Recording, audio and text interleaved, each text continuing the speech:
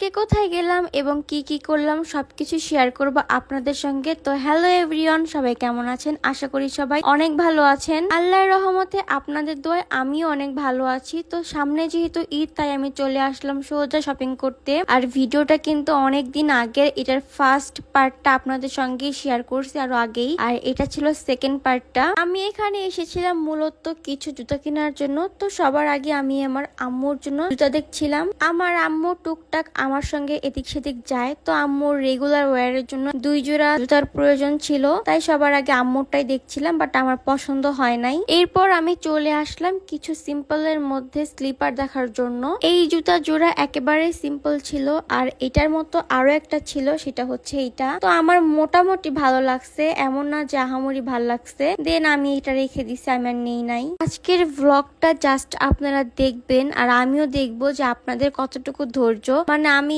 এতগুলো জুতা চেঞ্জ করছি যা বলার বাহিরে। এত জুতা দেখার পর আমি এখান থেকে এক জোড়া জুতা সিলেক্ট করি, আর কোনটা নিছি আপনারা কমেন্টে জানাবেন। এরপর আমি আরো কিছু কালেকশন দেখছিলাম, আর সত্য কথা বলতে আমি যখন মার্কেটে গেছিলাম আমার একটা জুতাও পছন্দ হয়নি, বাট বাসায় এসে যখন আমি এডিটিং করতেছি আমার কাছে এই জুতাটা খুব বেশি ভাল লাগছে। এখন নিজেকে নিজের কি করতে মন চায় আপনারাই বলেন। বিশ্বাস করেন, আমি বাসায় এসে যখন ভিডিও এডিট করতেছিলাম আমার কাছে একটা না প্রায় কয়েকটাই জুতা ভালো লাগছে, কিন্তু কি আর বলবো। তারপর আমি অনেকগুলো জুতা ট্রায়াল দিচ্ছিলাম, কারণ আমার নিয়ত ছিল আমি একসঙ্গে 4 থেকে 5 জোড়া জুতা কিনে নিয়ে যাব, বাট আমার একটাও ভালো লাগে নাই। সব দোকান ঘুরে ঘুরে আমি একটা জুতাই কিনছি, আর এই দুইটা জুতা আমার কাছে ভালো লাগছে। সামনের সাইডটাতে অনেক বেশি পাতলা ছিল এবং পিছনে অনেক উঁচা ছিল, মানে আমার কাছে পরে একেবারে কমফোর্টেবল ফিল হয় নাই, যার জন্য ওটা আমি স্কিপ করে গেছি। অনেক তো কথা বললাম, তাহলে চলুন এখন আপনাদের সঙ্গে একটু স্কিন কেয়ার শেয়ার করি। হ্যালো এভরিওয়ান,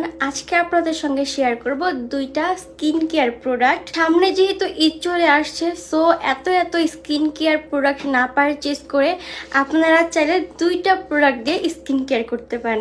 এই দুইটা প্রোডাক্ট কি কি আমি এখন আপনাদের সঙ্গে শেয়ার করব। একটা হচ্ছে আমাদের সানস্ক্রিন। আমরা জানি সানস্ক্রিন আমাদের ফেসের জন্য কতটুকু গুরুত্বপূর্ণ।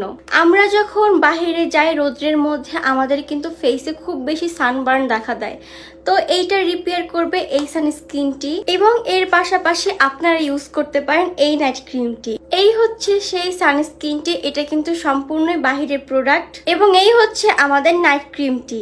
এই ক্রিমটি ব্যবহারের ফলে উপকারিতা কি কি আমি এখনই বলে দিচ্ছি।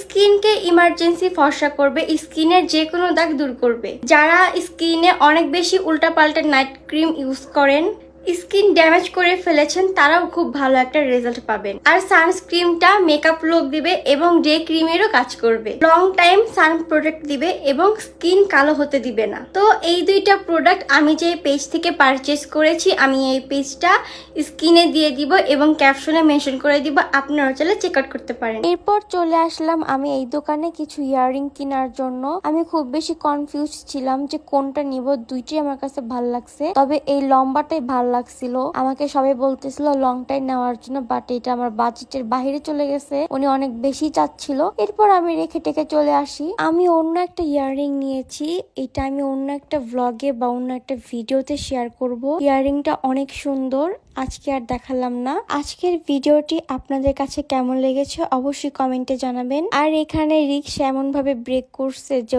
উল্টায় পড়ে গেছিল, এটা নিয়ে হাসাহাসি করতেছিলাম। সবাই ভালো থাকবেন, সুস্থ থাকবেন, আল্লাহ হাফেজ।